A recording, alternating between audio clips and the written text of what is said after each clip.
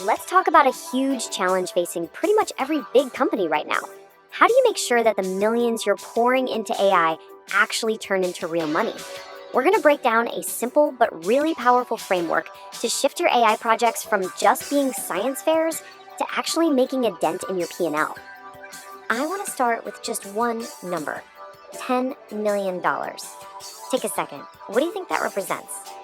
It's a pretty big number, and it's at the absolute heart of the story we're unpacking today. You got it.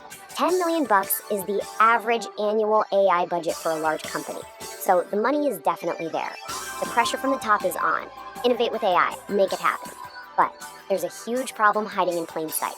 And here is, for all that spending, a huge chunk of it is just funding, conversations, PowerPoints, strategy sessions, all while the actual engines that are supposed to ship products are just sitting there, cold. So many of these projects never, ever see the light of day. I absolutely love this quote because it's just so painfully true for so many companies, right? There's a ton of activity, a lot of buzz, feels like you're doing something. But when you actually look for the results, for the impact on the business, it's just for show. It's innovation theater. So look, the issue here isn't a lack of smart ideas or a bad strategy on a slide. It's something much deeper. It's about how the money is actually getting spent. Too many companies are running their AI programs like a giant science fair, handing out blue ribbons for cool-looking projects instead of treating them like serious business investments that need to pay off. To make this really hit home, let's look at a real-world story from the auto industry. It just perfectly shows this massive divide opening up between the companies that get AI and the ones that are just, playing with it. Okay, so on one side, you have the laggard. This company is juggling 14 different AI pilots. They've got this amazing glossy presentation for the board showing all this activity. Then on the other side, you have the leader. They're focused on just one single thing, an AI workflow for their warranty claims process. Now on the surface, who looks like they're winning? The one with 14 projects, right? But what were the actual results? Well, the results are just staggering. The company with all those pilots? Zero.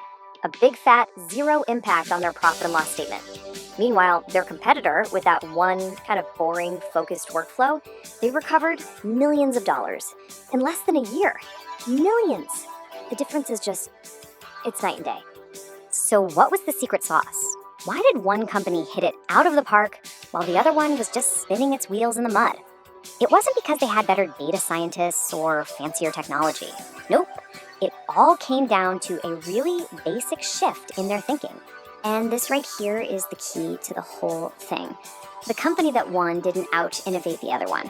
They just asked a better, harder, and way more disciplined question before they spent a single cent. And here's the question. Instead of asking, hey, what could this cool new tech do? Or what's our 5-year roadmap look like? They asked something much simpler. When do we get our money back? It's a small change in words, but it's a massive shift from focusing on endless possibilities to focusing on actual profit. Okay, so how can you start using this kind of thinking in your own company? Well, it starts with a really straightforward framework. It's called the Capital Allocation Pressure Test, or the CAP test for short. The whole point of the CAP test is to be a quick, ruthless filter. It helps you separate the serious, value-creating AI projects from the ones that are just, AI tourism, where you're just exploring the tech with no real business goal. It's all about enforcing some financial discipline. And it's just 3 simple parts. First, the cost stack, which makes sure you're even working on the right problems. Second, budget migration, to see if the company is actually serious about this. And third, the payback clock, which forces a deadline for getting a return. So let's break each one down. First up, the cost stack. This is super simple. Look at your company's 3 biggest areas of spending. The 3 biggest cost centers on the P&L. Now ask, is there at least one AI workflow running in production right now in each of them? If the answer is no, you are basically just paying for your competition to get ahead. You're funding your own margin compression. Number 2, budget migration.